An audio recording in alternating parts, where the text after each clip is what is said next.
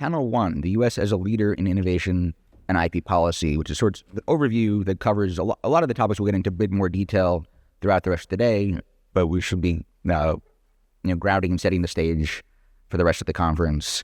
I want to welcome Kelly Anderson, Vice President, International Policy, the U.S. Chamber of Commerce Global Innovation Policy Center, Mark Cohen, Senior Fellow for China IP and a Scholar at IPPI, University of Akron School of Law, Steve Ezell, Vice President, Global Innovation Policy and Director, Center for Life Sciences Innovation, Information Technology and Innovation Foundation, ITIF, Jamie Simpson, Chief Policy Officer and Counsel for Innovation Promotion, C4IP. We'll see how many academics we can have throughout the day. I think it'll be a good number. And I'll be moderating. So to kick it off, and most of the questions are going to be for all the panelists. Some will be targeted at a few. But for each of you, if you had to identify the single most critical policy pillar that has allowed the U.S. to lead the world in innovation over the last 50 years, what would it be? And are we in danger or have we already lost that foundation? Kelly, why don't you start? Well, good to be here and good to see everybody. So I feel like it's almost cheating at an IP conference to answer that we think that intellectual property is one of the key factors that has allowed the U.S. to lead. And since I'm at the U.S. Chamber of Commerce, I would also add that IP needs to be backed by free markets. We are big believers in free enterprise at the Chamber, which supports competition, openness, private sector-led investment, and the freedom to commercialize ideas. And we really believe that that's what's allowed, innovators in the U.S. here to take risks, scale, and drive economic progress. I'm sure there are some of the folks on the panel that are going to talk about some of the risks of eroding our leadership on innovation through proposals like margin rights and uncertainty around patentability. But with that free market perspective in mind, I would also say that some of the proposals that we're seeing to dismantle free market pricing through things like the Inflation Reduction Act and most favored nations drug pricing proposals are really chipping away at the incentives to drive the R&D of new innovation. The Chamber has really repeatedly warned that these drug pricing mechanisms will undermine IP and restrict access to medicines by sending market distorting signals and overriding the market dynamics, which have successfully led the U.S. to lead. I think we see that there are real risks to the U.S. pursuing policies like this.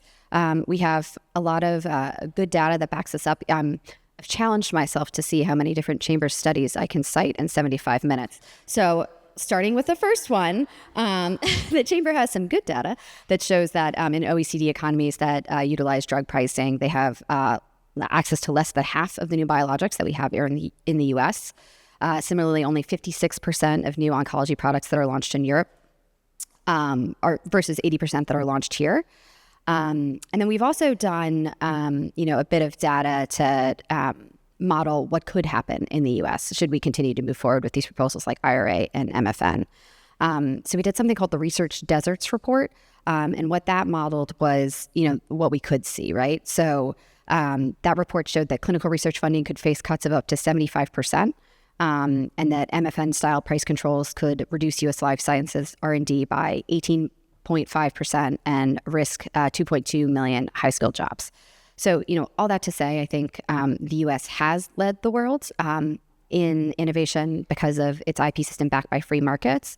But if we start to pursue these policies like price controls, we are also going to risk importing some of the negative consequences that we've seen in other countries. So we certainly see that as a real risk to the U.S. system. Yeah, I'm going to, my own background, address that question. I think since World War II, what has made the U.S. highly competitive is a robust and generous approach to rule of law and protection of property rights. And by generous, we've been willing to lead the world forward. We're the largest licensor of technology in the world. We've had that role for many years, and we've trained a lot of other developing countries.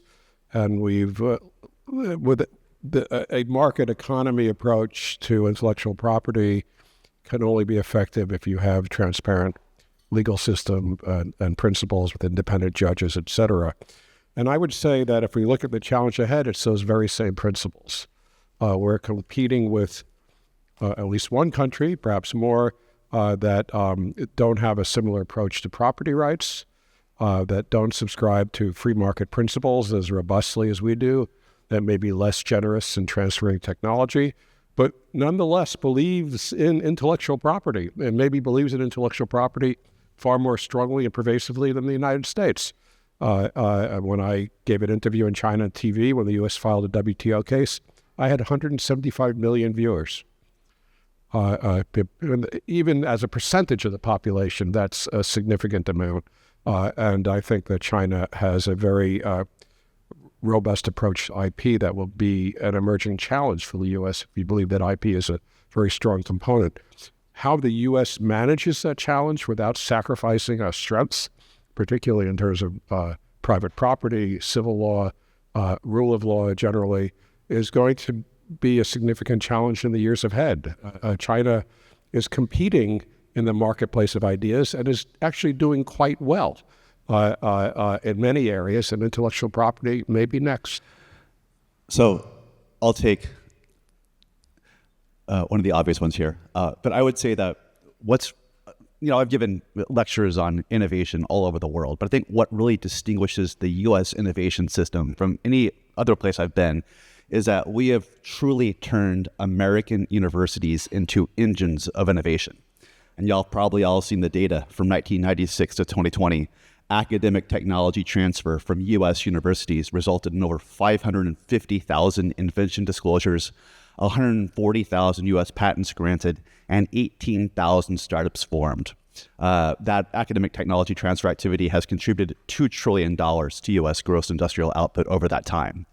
And all of this goes back to seminal 19 legislation in the Bayh-Dole Act, the Patent and Trademarks Legislation Act.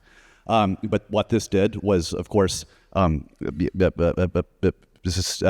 standardize rights across federal agencies, making it clear that when the government funds R&D at universities or nonprofit institutions, the nonprofit, the university, can take ownership of that intellectual property and then license it out to the private sector.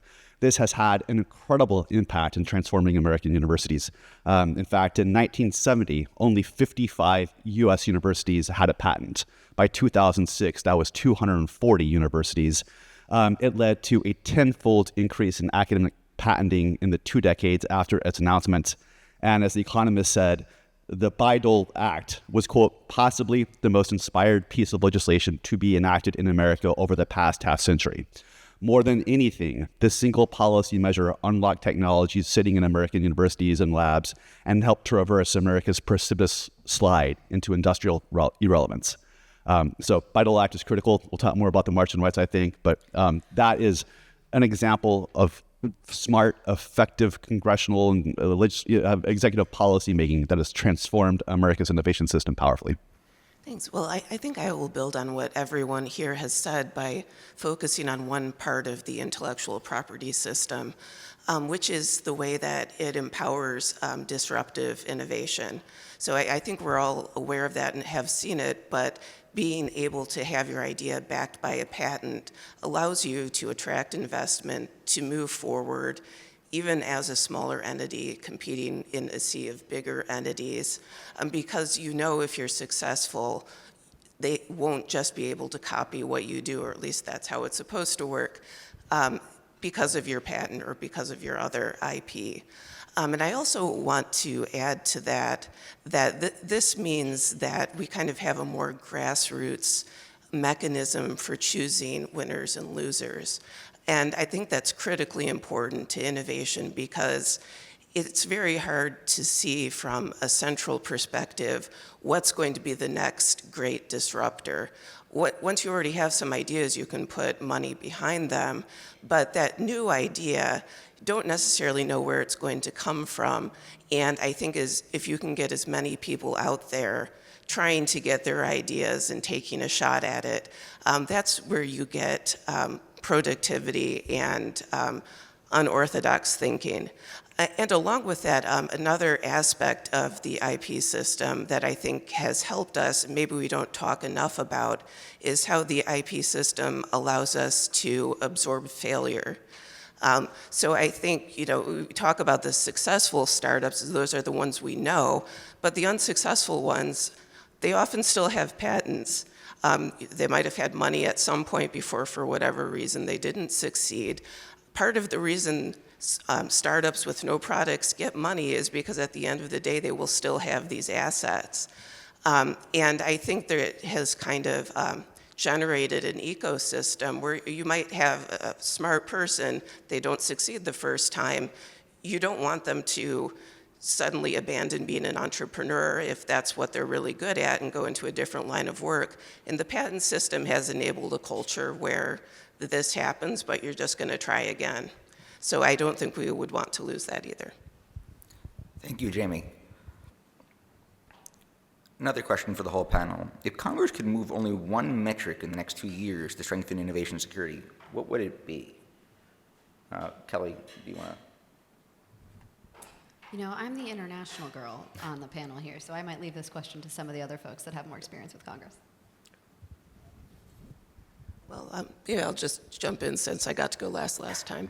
But kind of building on what I just said, I think in the IP space, restoring injunctive relief for patents would be one critical change that would make a very big difference. I think in what I just laid out, the story I just told, a lot of it is predicated on if you are successful, you'll be able to use your patent to stop someone else from copying you. And with the way our legal system has evolved post the Supreme Court decision in eBay in 2006 to make injunctive relief harder to get under a new four-factor test. That's not always the case, and far too often courts say monetary damages are enough. And I think that kind of violates both the sense of ownership I think you have in your idea and just the simple fact that what you really might want to do is to keep competitors off of the market. And if you can't do that, it really disrupts the system that I think has allowed innovation to flourish. So I remember back in 2013 when we had the congressional sequestration, and we flatlined or froze a lot of agency funding. We release an annual report looking at how much governments fund university R&D as a share of GDP.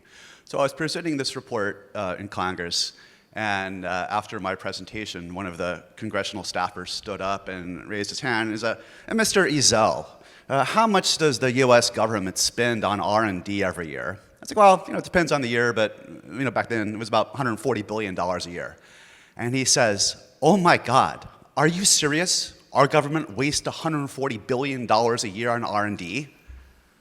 Wow. We have to confront that mentality in Congress and in the executive daily. And if you look at the Trump administration budget request from FY26, we're looking at a 40% cut to NIH funding, a 35% across the board funding cut for science funding in general across NASA, NSF, NIH, DOE. We got to remind policymakers that investments in R&D represent the seed corn of American innovation future. All this stuff about Bayh-Dole and March and rights and effective technology transfer and IP commercialization policies, that's going to come for naught. It won't matter at all if we're not investing in the science and the research, federal investment, but also smart policies like the R&D tax credit. And the U.S. was the country in 1983, the first in the world to introduce the R&D tax credit to stimulate greater levels of private sector investment and research, right? Because from an economic perspective, companies only capture about 4% of the gains from the new knowledge they create to society, right? So ensuring that we continue to communicate to policymakers that this whole set of policies around R&D investment, around IP rights, must work together and holistically if America is to remain the global leader in innovation. I'm going to propose some things that are much more modest. When was the last time a president of the United States gave a speech on intellectual property? I think it was Abraham Lincoln. I don't even think he was president at the time when he made the speech. But it's just not there. When was the last time a Chinese premier gave a speech on intellectual property? Once a year. And he typically gives a speech after having a meeting with Chinese academics and others about latest developments. So this is a real problem. And in fact, I think some of the things that can change in the U.S. are relatively soft. I completely agree with what Steve and others have said about Bayh-Dole and the role of academic institutions. But I'm greatly disturbed by the surprise in the U.S. about China's emergence. This should not be a surprise. This was developing over the last 25 years. In fact, often when I was attaché in Beijing, I would get pushback from Chinese academics when I would be too gentle about how China needs to reform its IP system. They said, no, we need IP for our innovators. We need it now. Mark, you're too soft. So we really need the capacity within the U.S. government to do the kind of stuff that ITIF does, frankly, and that I was doing when Dave was director of the PTO, and I set up a China Resource Center to try to aggregate and use data. Data by itself is not going to change people's opinions, but at least if the government took some ownership of that and some more predictive capacity. And frankly, there are some things where the patent system does fail, doesn't really address the market system, especially. If you need a 20, 25-year period of bearing risk to develop a new pharmaceutical compound, actually the Chinese system looks pretty darn well in that capacity. The government will back you up. There's a huge pool of talent, and there are other metrics and support that can actually help China compete in certain areas where our market system may not do particularly great. So we really need the capacity internally in the U.S. government to do the kinds of predictive research, to support industry, to recognize where we're headed, whether it's in the right direction or a poor direction, at least from a national economic security perspective. Without that, we're just going to be randomly shooting at different perpetrators without any real sense of what would make a real difference for the United States. I mean, just to add to that point, America's ability to assess the international competitiveness of its advanced technology industries is one of the most underdeveloped in the entire OECD. We just have eviscerated the institutions to do so, going back to Congress getting rid of the OTA, the Office of Technology Assessment, in the 1980s. But the evisceration of the agencies at Commerce, and at the Advanced Manufacturing Program Office that would do this kind of stuff is very bad. At the Defense Department, we have ONA, the Office of Net Assessment, and its job is to assess from a national security perspective, where we stand, where, how we can, how well we're positioned to compete should there be conflict. We face a very serious geostrategic techno-economic competition with China today. It's a techno-economic war, and we have absolutely no analytical capability to help us understand where we stand or what we need to do to improve our position. Just to add to that, if you talk about the seed corn of OTA, the Office of Technology Assessment, and if you look at their alumni, it includes Steve's boss, Rob Atkinson, many other people who went on for really great careers and great contributions in the area of technological competition. So it's not only what they deliver at the moment, but what their career trajectory is going to look like. What's the right federal role in basic science funding today? What should the government uniquely fund that markets won't? And how do we defend that investment politically when budgets are tight? Well, I think the first question or issue is that we adequately fund the research enterprise. And by the way, kudos to Congress, because I mentioned the Trump administration proposed cuts earlier, but Congress actually rolled much of that back. So in 2026, we'll only experience a 3.4% cut to NSF thanks to Congress destroying some of those budgets, which is great. ITIF's broader view on this question is that we had the luxury in the post-World War II era to adopt the Vannevar Bush approach to basic science. Totally private investigator-led, curiosity-driven science, no strings attached. Let the PI go and do the science as he or she sees fit.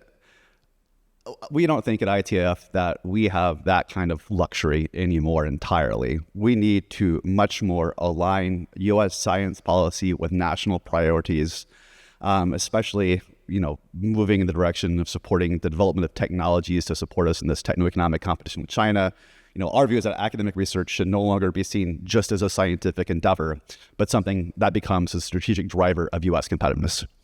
So, actually what happened, and there are many fathers, but a former Georgetown classmate of mine, George Shambaugh, was running economic policy for Senator Todd Young. George calls me up and says, Steve, we want to work with a Democratic senator who will really work on advanced U.S. industrial competitiveness policy. I said, well, you talk to John Cardinal, who runs economic development for Schumer. So ITIF put Schumer and Young together in a room with the staffers, with Rob Atkinson, my president. And we sat down and wrote much of the Endless Frontiers Act. And we proposed in that it entirely focus on 10 advanced technology industry, biotech, semis, energy, advanced communications, data, cybersecurity, et cetera.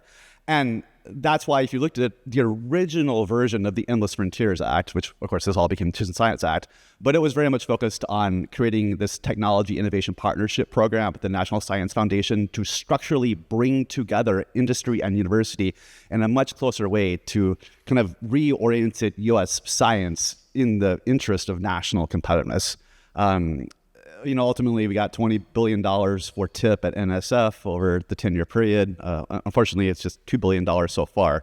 But broadly, what I'm driving at, I think, is we got to get away from just a curiosity-driven science, but more to translational and use-inspired research in U.S. universities. Just one more point here I'd like to point out. I think politically, we still have to talk about why this matters. There was a Mercatus Center study a couple weeks ago said, quote, government R&D crowds out more efficient private research spending. If anything, the fall in federal R&D should be good for American technical progress. That's absolutely wrong. Virtually all economic studies, all empirical research finds that government investment in R&D does not crowd out, but rather it crowds in private sector R&D investment. Cockburn and Henderson did a global study, and they found, quote, there are, so far as we are aware, globally, no systematic quantitative studies that have found a negative impact of public science on private sector investment in R&D. So we need to continue to make the point that public investment facilitates and enables, does not crowd out private sector investment, and focus more on supporting the ability of U.S. companies to compete in global technical competition. I guess I would take a slightly different view in the sense that I don't think doing what Stephen just laid out, which I think it makes a lot of sense in the current environment that we're in, should preclude us from also encouraging the sort of broad-based, wide-eyed, curiosity-driven science. I mean, I think that's what has made the United States unique, and I think that's where we get some of our unique competitive edge. I'm kind of worried that we don't necessarily, even if we wanted to kind of be able to outcompete China at being China, which I feel like if we start to centralize it and do a lot of the things they're doing to the exclusion of doing other things, just a simple fact, we have a much smaller population. I don't think that's going to work. I think we need to focus on where we can get our competitive advantage, which is, I think, in unexpected ideas. And I don't think those come from anywhere except research that goes in a place you don't expect.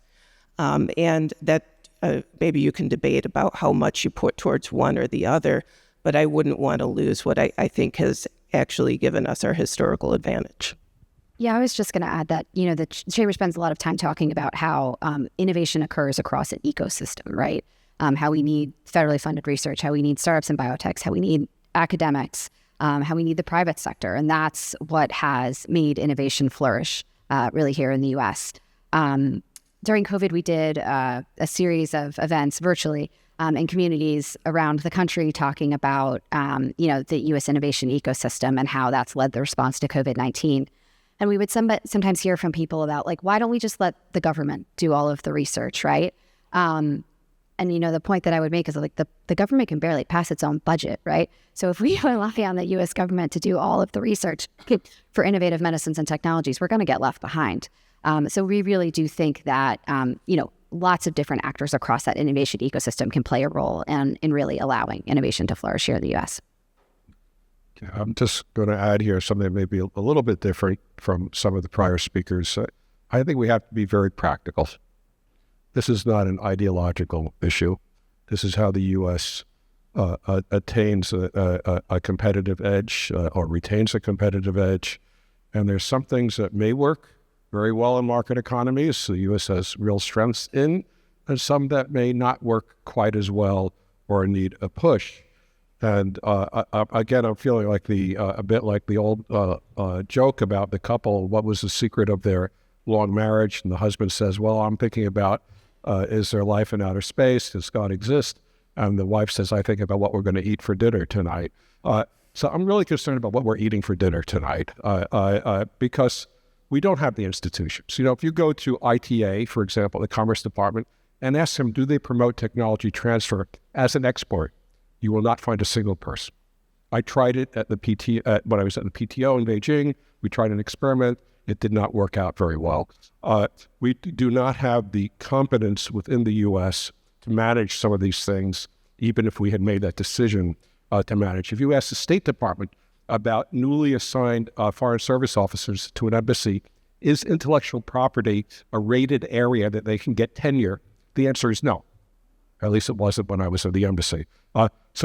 Let's talk about promoting IP, but let's make sure we have the institutions in place to make it work so the government at least doesn't interfere, and even better, acts as a partner.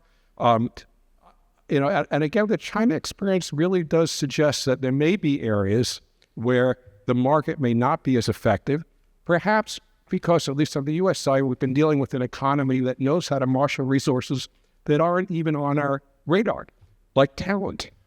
When you're putting in a 20, 25-year investment into developing new talent is really critical to China's emerging technology edge.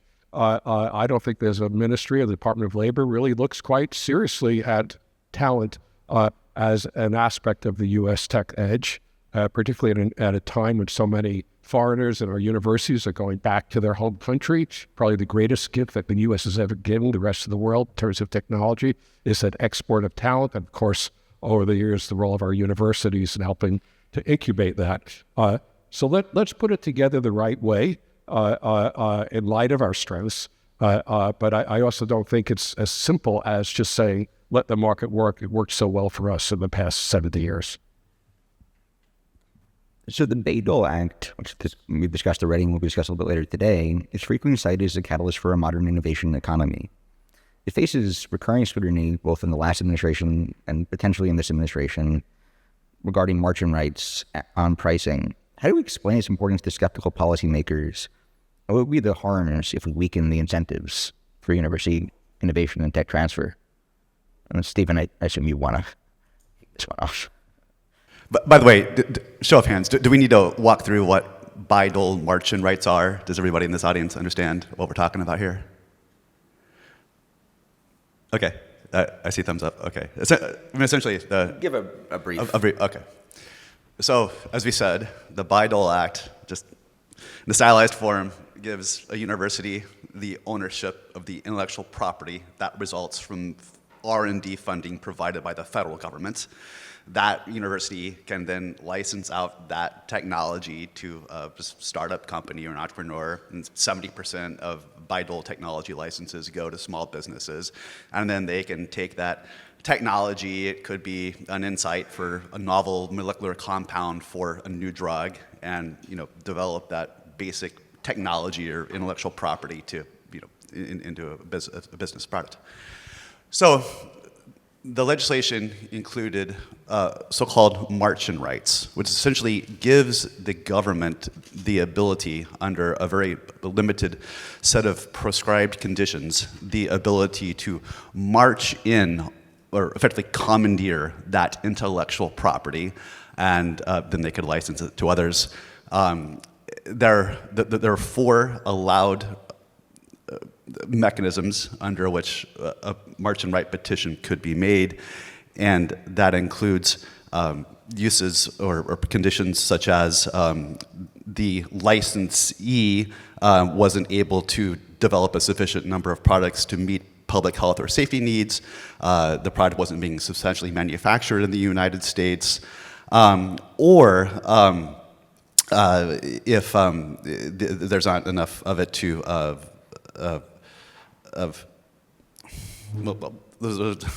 so one of the essential requirements of the Bayh-Dole Act is that the nonprofit organization, the university, license their invention on reasonable terms to the licensee to help them bring the technology to public application. Opponents have seized on this reasonable term language to claim that if a product developed via this process isn't reasonably priced, then the government can march in on the technology. So in the case of drug prices, if the resulting price of the drug is too high, this, in theory, Arlo and Davis contend, gives the ability for the government to march in on that technology. What they fundamentally miss is that this provision, this allowable instance of march in this case, pertains not to the licensee of the technology, but to the licensor. The obligation is on the university or the nonprofit to ensure that the invention was licensed on reasonable terms. So essentially this whole march-in rights debate conflates what the intent of the architects of the legislation was around reasonable pricing. Essentially, if you talk to like Birch Bayh and Bob Dole, why they put all this in, it was ultimately to ensure that universities just didn't sit these technologies on a shelf, that they actually made real efforts to license these technologies. So it's like a fail-safe provision to ensure that all this happened. Ultimately, what's at stake here? If you look at a company like Astellas, which licensed from UCLA for $300,000 the compound that they turned into the prostate cancer drug Xtandi, which they spent $2 billion further to develop and bring this technology to market. Essentially what these folks are saying is that, well, now the government could come in years or decades later and commandeer that intellectual property and take it back for themselves. And the point is, right, why would any company ever enter into that relationship if they knew that the government could come in years later and commandeer the intellectual property? So this whole discussion about march-in rights, and we talk about the Biden administration's draft agency framework for march-in rights. But this has a very chilling effect on innovation, because if you're an entrepreneur and innovator, you're simply not going to want to license technology if you know there's a risk that the government can come in and take the IP years later. And maybe I'll just pick up on the piece about how do we explain it to policymakers. At the Chamber, we're big believers in Bayh-Dole. We really think it played a transformative role in allowing commercialization of federally funded research that laid the groundwork for the technology transfer framework here in the U.S. So with that in mind, we did a series of focus groups to try to get understandings of folks outside the Beltway of what they think about IP. And one of the big takeaways is that, everybody thinks that IP only benefits big business and that there's nothing in it for them. So I think when we think about, how we can explain what things like the Bayh-Dole Act mean to policymakers, we can try framing it in a way of what does a world without Bayh-Dole look like? Or, think about the counterfactual, as my LSC professors would say. The Bayh-Dole Coalition has a lot of great resources on their website about different, innovations that have been made possible by federally funded research and brought to market through Bayh-Dole. So, they talk about the mRNA for COVID-19 vaccines, different firefighting drones, multiple AIDS therapies. Steve mentioned the prostate cancer drug Xtandi. And I just think about after living through a global pandemic and, seeing the destruction that was brought about by the California wildfires over the last couple of years, would we have wanted to live without the mRNA technologies and the drones that help put out the fire? Probably not. Is it possible that these things could have been discovered eventually without federally funded research? Sure. But I certainly wouldn't have wanted to figure that out the hard way. So, I think for that reason, it's really important that we emphasize to policymakers some real concrete examples of the innovation made possible by Dole and why it's really important that we protect the framework that made that happen. Just 2 quick points. I was with Birch Bayh in China. He gave a talk to the Chinese Patent Office that I arranged. He was really hailed as a great hero. The Bayh-Dole Act has been picked up by dozens of foreign countries, applied with varying success, but nonetheless a very important model about turning IP rights into usable commercial assets. On that topic, I've also talked to colleagues in the Commerce Department because the Bayh-Dole Act authorizes licensing of patent rights overseas when there's U.S. government-funded R&D. And I don't believe that's actively going on, if at all. Universities do license their patent rights overseas, but having federally funded R&D go to filing patents overseas frequently does not occur. And this is an underutilization with an important right. I would just add on to what do you say to policymakers, and building on what Kelly said about counterfactuals. I feel like this is an area where we've run as close to a natural experiment as you can possibly have, in that you have the pre-Bayh-Dole era with virtually no commercialization of federally funded research versus what happened afterwards. And if that weren't enough, there was also a brief period in the 90s where a clause was added that did go along the lines of requiring reasonable pricing or reasonable terms, and the private sector stepped back away from patents. So we know what happens, and we also know that if we go down this path and we still want to have universities doing research, even though we make it a lot harder to transfer the technology out of the universities, that it's much more likely that research is going to be picked up by someone who doesn't bother to take a license, someone in a foreign country who's just going to develop this technology themselves. So, I mean, it's literally sitting on a shelves. That's the true waste of taxpayers' money. And, you know, I feel like that does get through to a lot of people, but it's a story that needs to be told many times. Yeah, before Bayh-Dole, not one single drug was created as a result of federally funded R&D at U.S. universities. So what signal do we send to future innovators if we treat IP rights as something that can be suspended whenever there's a public pressure campaign? Jamie, do you want to start on that one? Sure. I mean, I think this is a real risk. And I mean, I think it's quite simple what happens when you do that. You are saying that IP rights shouldn't really be thought of as property rights. They're not a stable asset. They're subject to political whims. And I think, as you typically see, you're much more likely to actually become the target if you're successful, because that's the only time anyone is going to be interested in doing something with the target of the success, whether it be requiring you to lower prices or let other people compete or what have you. You most need the protection when you're successful and likely to be in these crosshairs. And if you can't predict how stable your asset is going to be in 20 years or 10 years, because it's going to depend on what administration is in power, for example, you're going to want to spend your energies in areas where the assets do not fluctuate like that. So, I mean, I think private investment is really critically dependent on trying to preserve long-term stability, not making IP rights contingent on political pressures. Thanks. And I'll expand for the other panelists. So I would put price controls in this question squarely, even if you're not effectively taking the rights over, we're officially taking, you're effectively taking it if you control the price. So if anyone wants to comment on that as well. Oh, I'll make 2 points. I mean, first, when we're looking at developing new to the world drugs, especially for conditions, intractable conditions that heretofore have been beyond the reach of humanity to solve, like pancreatic cancer or Alzheimer's. And to solve those things, it takes at least on average $2.6 billion in 10 to 15 years to bring a new drug to market. How do we expect companies or entrepreneurs to innovate in environments? Well, we may take your IP back, or we may introduce drug prices that constrain your ability, to earn profits.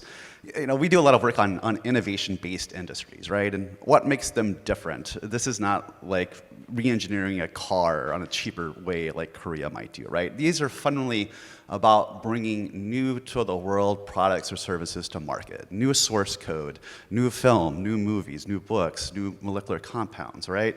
And as such, these industries, right, their economics are different, right? Because their average costs are higher than marginal cost, right? The copy of this semiconductor, the copy of the pill comes off the line at marginal cost, but the upfront cost of R&D and innovation are very significant, right? And so because of that, if we want these industries to thrive, then we have to recognize first that they have to be able to recoup these very significant investments upfront in R&D and development, but also we have to create an ongoing system that they can reinvest those profits into future generations of innovation. So it's the profit from the obesity pill or the hair that gives us the money to tackle COVID-19 or Alzheimer's, right? So there's a flywheel of innovation that depends upon companies' ability to earn profits and reinvest them in future generations of innovation. That's why, what do you find in America? Companies or industries like pharmaceuticals, aerospace, and semiconductors that are the most R&D intense in the world, because that's what it takes. And so if we disrupt that system, then we disrupt the flywheel of innovation. And to the point Mark made at the beginning, the reality is that American or any country's leadership in advanced technology industries is never guaranteed. If you roll the tape back to the 1970s, you would find that European headquartered drug companies invented twice as many new-to-the-world drugs as American ones did. There was at least 50% more R&D going on each year in the biopharmaceutical industry in Europe than America. Over the past 50 years, we have completely inverted that script. Now we invent twice as many new-to-the-world drugs as the Europeans do. We invest. In fact, over the past 2 decades, some academics estimate that 80% of global biopharmaceutical R&D by all funders, government, private sector institutions, has been in the United States, right? We wrested control of that industry from Europe. But guess what? If we don't continue to provide a supportive policy environment, we're going to lose leadership of this industry to China, which has about closed the amount of clinical trial and new drug development gap with us. So for policymakers, they have to understand U.S. leadership in advanced technology industries is never assured or guaranteed, but it must be continually curated, defended, and developed. What do you say to a young innovator? I say, welcome to the People's Republic of the United States of America, because this is a very harsh tool to start controlling prices, and even if you applied it in the most surgical way possible, there are going to be unpredictable and relatively predictable consequences. And I think some of them Steve and others just outlined. Oh, and I should mention 2 ITIFs report, one, a cautionary tale where we pretty much directly tied the faltering of Japan's biopharmaceutical industry to its introduction of drug price control starting in the 1980s. We'll have a report out in 2 weeks that will look at the history of European drug price controls and how that played a catalytic role in their loss of the industry to the United States as a cautionary tale for what might happen to the US if we continue down the IRA or MFN approach. Why should we be importing a flawed policy from Europe? If we think Americans are paying less for their drugs than other countries do, we should focus our policy energies on prevailing upon other countries to raise the price they pay for innovative medicines, not lowering the ability of companies to earn profits to invest in innovation. So I'm going to answer the question I want to answer here and go back to what we were originally talking about, the signal that we're sending. So I'm one of the global gals on the panel here. And I think about globally, how if the U.S. takes steps to weaken its IP rights, how our trading partners will feel emboldened to do the same, and the risk that really, sends. I think we saw this during the TRIPS waiver debate in Geneva. Some of you may be familiar with this, but this was a proposal to waive countries' TRIPS obligations related to COVID-19 vaccines. The U.S. really stayed quiet for much of the debate, and then at the 11th hour agreed to back the waiver, and then got on a plane and came back to D.C. While the discussions were still ongoing. But after the U.S. Agreed to back this waiver, all the other dominoes fell, and it ultimately ended up moving forward. So I think that's certainly one thing, and we've also seen a similar dynamic in the EU, where they recently just finalized a piece of legislation called the General Pharmaceutical Legislation, which will weaken the IP rights in a number of ways across the EU. The Commission, when they first set out to put this legislation together, was trying to address the dynamic that Stephen was just talking about, but about how there has been a lot of investment that has left Europe and come to the U.S. over the last probably 30 years or so. So the goal was to strengthen the EU's life sciences competitiveness and enhance access to medicines. But, we really think at the Chamber that weakening IP protection is exactly the wrong way to achieve that goal. And we're really laser focused on what's happening in the EU, not just because it's going to impact how our American companies operate there, but also because, we think that the weakening of IP standards in developed economies like the US and the EU really risks normalizing a weakening of IP standards globally. And so that's going to make our job a lot harder to do everywhere. So, we think it's all the more important that we really push back on these attempts to, suspend or weaken IP rights wherever we see them. So we talked a bit about China already and the differences between China's industrial policy and our market-based system. But Mark, why don't we start with you? How does China's industrial policy work? What works well from that? How does it compare to the market-based system, and what mistakes are we making at the moment?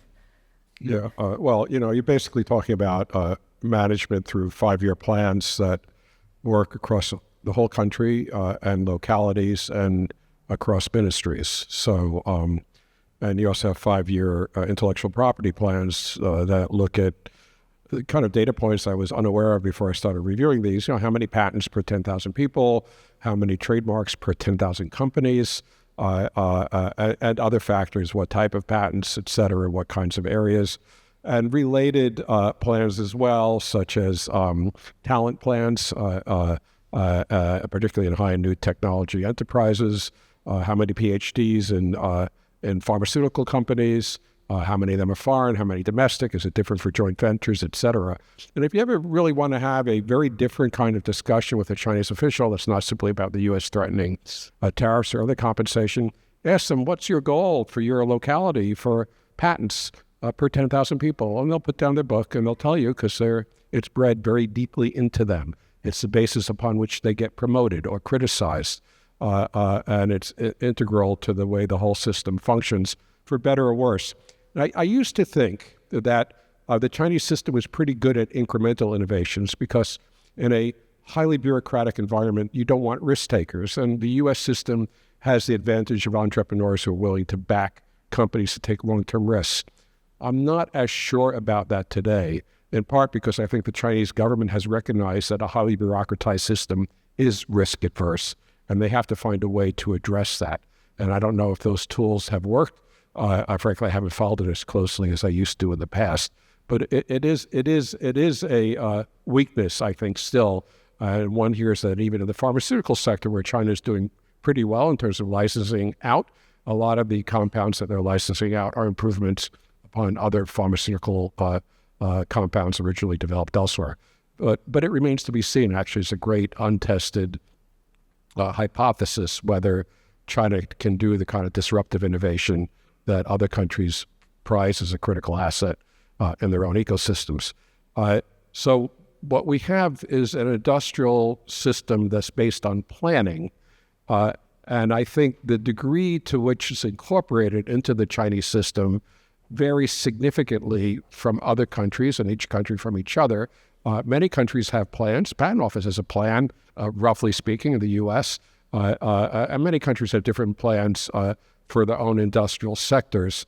But the degree to which it is integrated and adopted by the bureaucracy may vary, and the degree to which it creates a kind of risk-adverse, anti-innovation kind of ecosystem, I think, will also vary from country to country. I just mentioned about Baidu in China. I think that's a good example where the Chinese government saw that there was an opportunity there to commercialize and deal with some of the risk-adverse behavior of Chinese officials.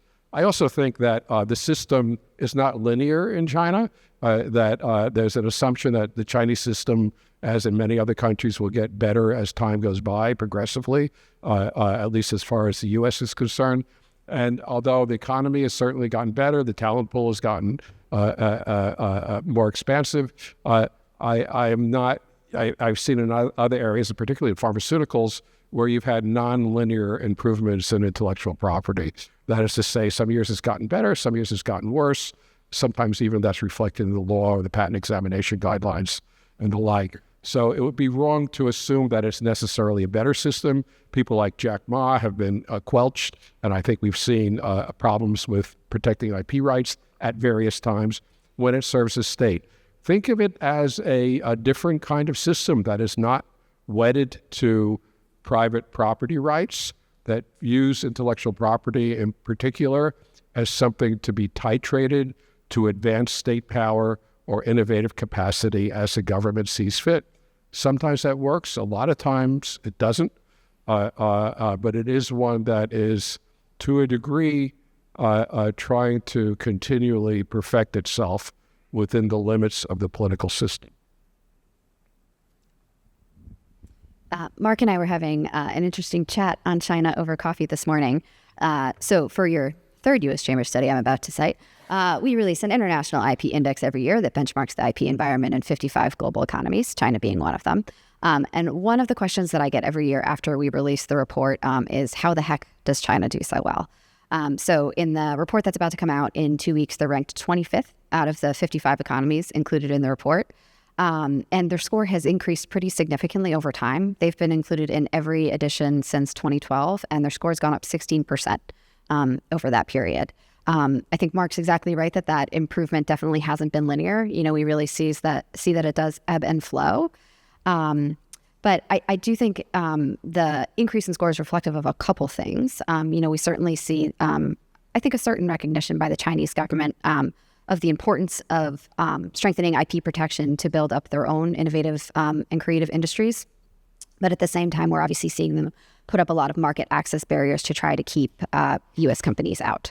So I think that's one factor. And then, Mark also made the point this morning that China does very well at legislating towards indices, right? It likes to see itself perform well on some of these metrics and, kind of puts the right framework in place to help achieve that goal. And I also think some of it has to do with what the index does and doesn't measure, right? We don't look at different rule of law mechanisms like transparency. And I think with the challenge that Mark and I were talking about is, in an academic report like this, how do we include a metric like that sheds a little more light into what's actually happening in China? So it doesn't just appear like, hey, they do pretty well. So that's certainly something we're going to look at. But I will say that I do think that there is a genuine concern among some in U.S. industry about how China is using IP to really enhance its competitiveness. And I think, there's certainly a real concern that the U.S. gets left behind in the process. So I would say in response to that, what the U.S. really needs to do is double down rather than reject some of the things that have worked for it in the past. I think the fact that we have an IP system that is backed by the rule of law for a long time has been our comparative advantage. And so we really need to make sure that we, preserve that system to maintain our competitiveness. And then I was thinking about how in a different political world, I would say that it would be important for the U.S. to maintain that advantage, for us to also maintain open markets through our trade policy. I think as we see China putting up barriers to keep our companies out, it would behoove the U.S. to send a signal to the world, that we are open for business and we are looking for trading partners who share our respect for rule of law. However, I think this administration is obviously taking a slightly different tack on trade policy, so that's not exactly the political reality that we're facing right now. I just want to add one other quick observation, and Dave and I were talking about this, I think, last night, is that China revises its IP laws or its examination guidelines or its regulations with a great frequency in light of changing technology.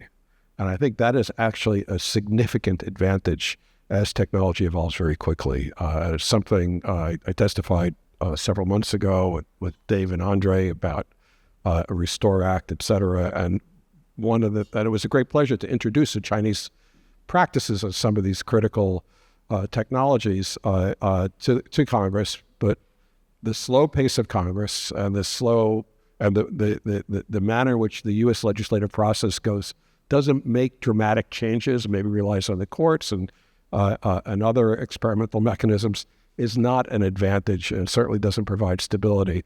And I think the rapid ability to evolve that the Chinese legal system has shown is a comparative advantage.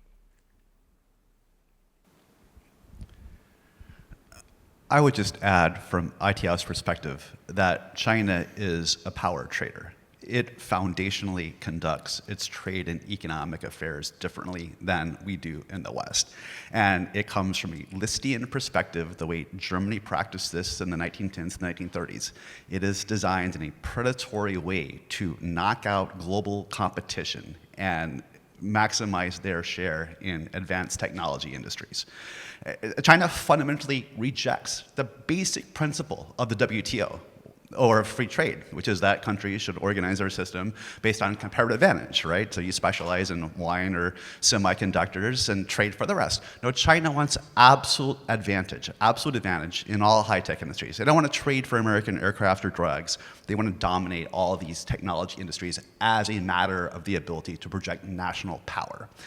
And the final point I would make there is we have to recognize that it's not anymore about US companies competing against Chinese companies.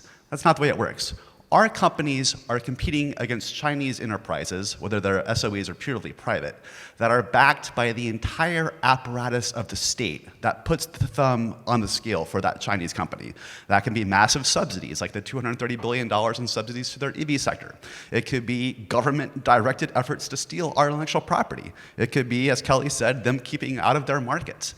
We have to recognize that our companies are in direct competition with enterprises backed by the Chinese government. And therefore, we need to think more expansively and effectively about how our government can support those companies without violating our cherished free market principles.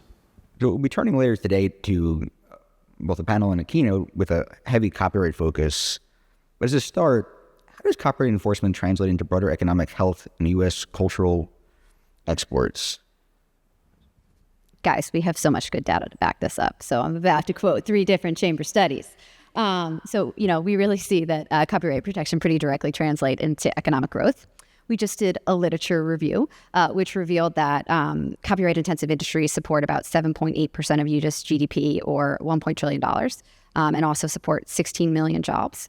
Trade in creative goods and services is also worth about $2 trillion. And I think in a political landscape where we're kind of obsessed with trade deficits, it's important to point out that the U.S. has had a long and enduring trade surplus when it comes to services, which includes things related to creative, digital, and IP-based technologies that all directly depend on copyright.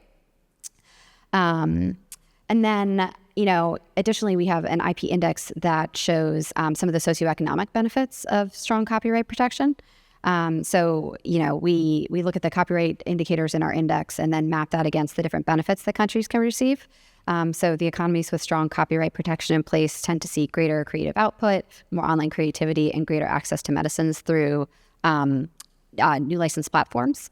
And then on a broader scale, effective IP systems, which obviously includes copyright protection, can lead to things like greater access to venture capital, more foreign direct investment, and ultimately make countries more economically competitive. So I think that there's a lot of good data to certainly support the relationship between copyright enforcement and economic growth. I think it's also important to think about the cultural export piece as well. I have a very specific memory of the first time I was in Southeast Asia, getting in a cab in Singapore and Vietnam, respectively, and hearing Alone by Celine Dion and Get Out of My Dreams and Into My Car by Billy Ocean. As part of the focus groups, one of the things that we learned was that people don't believe big numbers when you just throw them at them, because like 2 trillion, 3 trillion, whatever. So I would say the fact that I'm listening to Celine Dion and Billy Ocean in Southeast Asia is our trade surplus in action right there. I think we've really seen that U.S. creativity is everywhere, and it's helped to shape our global culture. And strong copyright systems have really made that happen. And I think, the strength of our copyright framework has also really helped support America's soft power. American storytelling has really shaped the values, trends, and global conversations worldwide. And in a world where, I think some of our trading partners may be reticent to engage with us directly now, they probably still want, early access to the latest seasons of, The Pit or The Night Agent. And strong copyright protection is really, really what makes that happen. I could add to that, I was lucky enough to go to South Korea last year for a conference that their government puts on where they have an economic analysis of their IP system across the board. And they also invite people from, like myself, from other jurisdictions. And it really struck me how proud they were of their copyright system supporting the global phenomenon of K-pop. And there was slide after slide about all these different shows and songs that have gone global. And they tied that into how that had really helped other Korean industries. And I took a lot of things away from that, which is that, as Kelly was just laying out, I think we've realized in the U.S. that we're benefiting from having the global presence that our copyright system has allowed our creative industries to provide. It hasn't gone lost on other countries. But I think, if anything, they're seeing how they can copy our system and try and do the same for themselves. I'm going to respond to a slightly different question, which is about patents and our exports, simply because one of my colleagues, my former student is now at the Chamber, and I wrote a paper, Phil Rogers, several years ago on the relationship between patents and extended supply chains. And what we found is that the 10 products, based on 10 products that have extensive supply chains, and they all are patent intensive.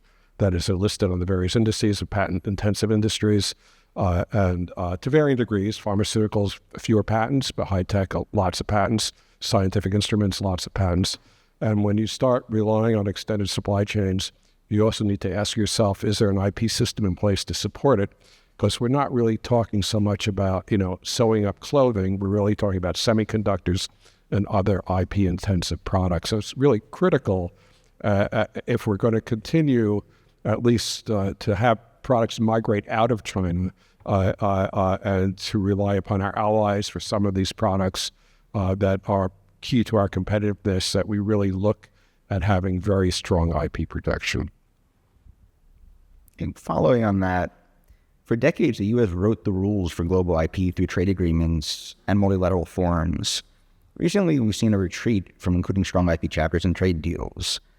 What are the consequences if the U.S. steps back from leadership role, and given the trade deals, the working, reworking, and likely reworking again in this administration, what can we do to fix this? Mark, I don't know if you want to.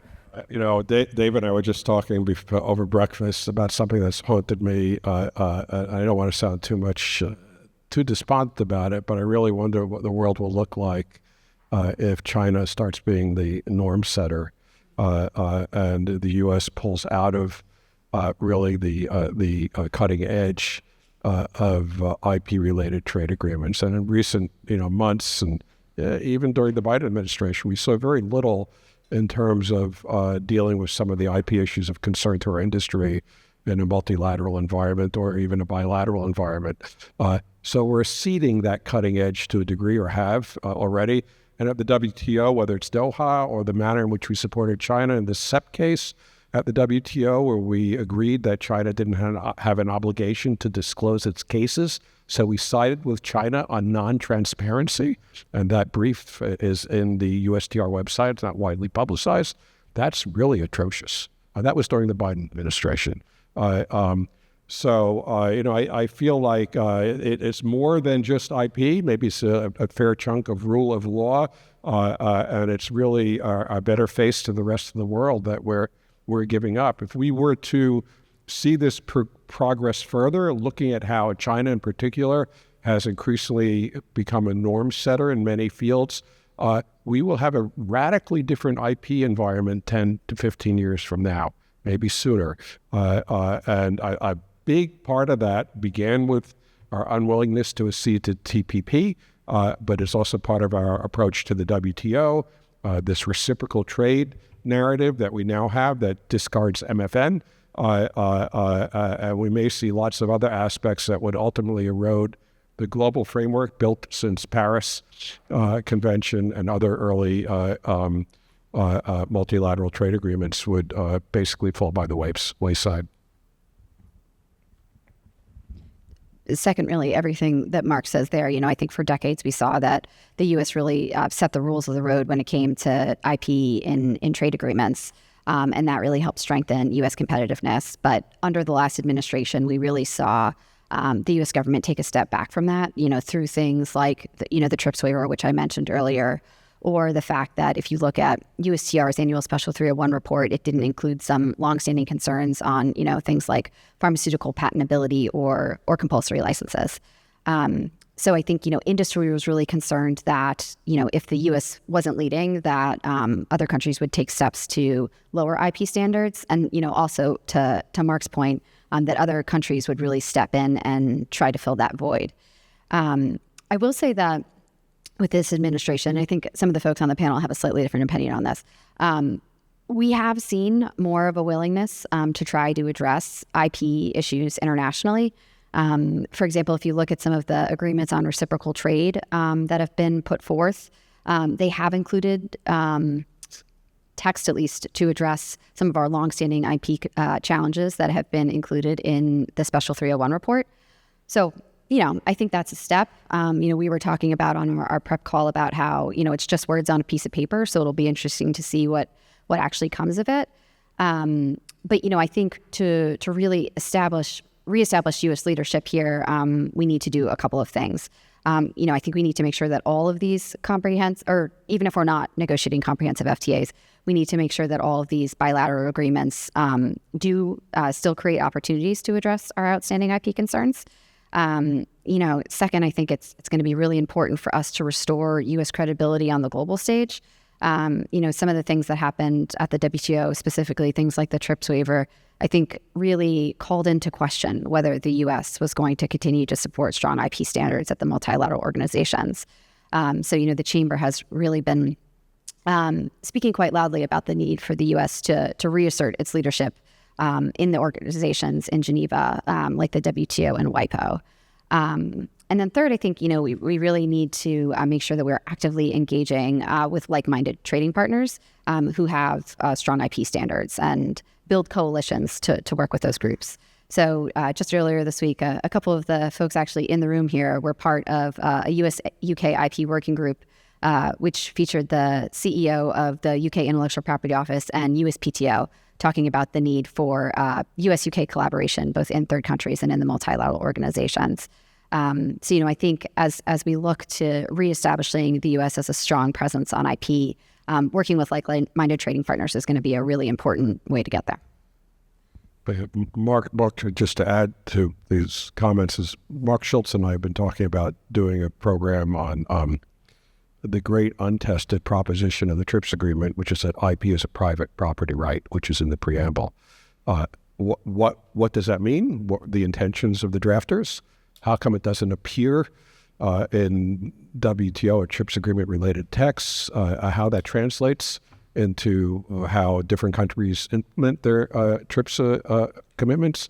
That language, I heard anecdotally, was drafted by the Hong Kong delegation before Hong Kong became part of China, which suggests to me it had certain intentions in its inclusion. I would just add briefly that we're going to learn a lot about how this administration feels about intellectual property and trade rules with the upcoming renegotiation of the USMCA. And will they be really willing to put in the highest current global standards for IP protection? Things such as making it clear that website blocking would be legal, for instance. Really comprehensive protections for source code and algorithms and technology protection measures. We'll see how aggressive they want to be, or is this just not something that our negotiators care about in authorization? Okay, I see we have just a couple of minutes left, so I'll give each of you a chance to give one suggestion either for the administration or Congress or both on what they could do to improve global competitiveness today. And Jamie, why don't you start?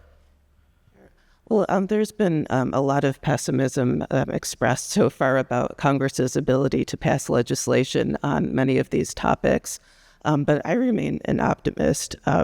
In part because a lot of the bills that are out there are bipartisan and bicameral. Progress is obviously slow and I don't think certain, but I think the benefit is once it gets passed, you can also be fairly certain if it hopefully is a good law, it will remain in place for a long time. And I think we're at a stage where I was giving a speech recently where I was looking at the full spectrum of Supreme Court decisions, starting around eBay up through now. And it's almost like we had a major revision of the patent code that never went through Congress. And it's really time, in my view, for Congress to step back and respond, even though it's hard. There are 3 bills, which I'm sure many of you here know, that would address different aspects of the patent system that have been weakened, and take reasonable steps to restore balance. It would address the PTAB with the Prevail Act, injunctions with the Restore Act, and the patent eligibility standards, which we haven't talked too much about, with the Patent Eligibility Restoration Act. So I think that would go a long way, and I think it's possible if we all work towards it. Your initial final question, Josh, was what's the one policy lever that is most underestimated in improving U.S. global competitiveness today? And I was going to answer that question by saying, I'll tell you the one that is the most overrated, and that's tariffs. Because tariffs are never going to help America get back in the lead in things like electric vehicles or EUV lithography equipment that ASML makes, right? If we want to really drive forward our global competitiveness, and what's underestimated, I think, is the role of effective public-private partnerships historically in the U.S. innovation system. Things like Manufacturing USA, the Manufacturing Extension Partnership, the Industry University Cooperative Research Centers program at NSF. When we get effectively industry and universities together, if you look at how Germany does with the Fraunhofer system, what they do for 80 sectors of their economy is they build 10-year technical roadmaps for the industry and say, here are the technical hurdles we have to solve for the German auto industry to remain globally competitive. And then they go fund PhD researchers at universities to solve that problem and socialize that technology back throughout the ecosystem, right? The question is not, is it all government or no government when it comes to innovation policy? It's what's the right form of government engagement in innovation policy to support our competitiveness. And I think we can recognize the history of public-private partnerships effectively done to drive our leadership in high-tech industries. So I'm going to not repeat and second what everybody else said thus far. I will just add that we've had a sledgehammer taken to the federal bureaucracy and to R&D support, and it's time to surgically weave it back together. It doesn't necessarily mean everybody that sold their house in D.C. should come on back, but it does mean we should think very intelligently about where we want to spend our money, how our agencies function, how to optimize the IP system, and use this on the ashes of a very difficult time to rebuild in a way that makes us more competitive. Yeah, I'll just say here to the comments on tariffs. Obviously, the Chamber is very opposed to the broad-based tariffs, which we think have been a real tax on the American consumer and a drag on the economy. But to your question on, what are the things that we could do to make the U.S. more globally competitive? I'll go back to what I was saying before about the importance of really leading on IP through our trade policy. I think that there really is an opportunity with this administration. They're very focused on trade enforcement, on, making sure that Americans aren't getting ripped off abroad, things like that, to really press the administration to ensure that we're holding our trading partners accountable when it comes to some of their IP commitments. I think we have a lot of good FTAs in place, and when you look at their implementation, a lot of them do fall short. So I think, we're hopeful that we can use this administration's interest in trade enforcement to really make sure that our trading partners are living up to the commitments that they signed on to. Thank you. I hope the audience will join me in thanking the panelists